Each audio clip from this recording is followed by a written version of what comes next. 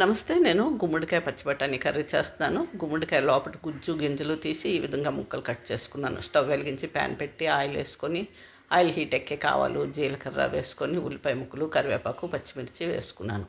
అలాగే ఒక స్పూన్ అల్లం వెల్లుల్లి పేస్ట్ వేసి పచ్చివాసన పోయే వరకు వేగనిచ్చాను. ఇప్పుడు ఒక చిన్న కప్పుడు పచ్చి బఠానీలు ఫ్రోజన్ వేసుకున్నాను. 2 టమాటాలు కూడా కట్ చేసి వేసుకొని మగ్గనిచ్చాను.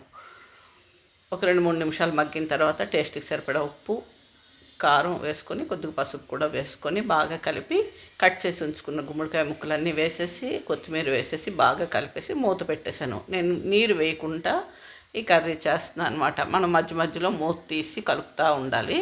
గుమ్మడికాయలో నీరంతా బయటకు వచ్చి చక్కగా ఈ విధంగా కూర మగ్గిపోతుంది. మనం నీరు వేయకుండానే మధ్య మధ్యలో కలుపుతూ ఉండాలి. గుమ్మడికాయ ఉడికే వరకు ఇలాగా మూత తీసి కలిపి మళ్ళీ మూత పెట్టి మగ్గనివ్వాలి.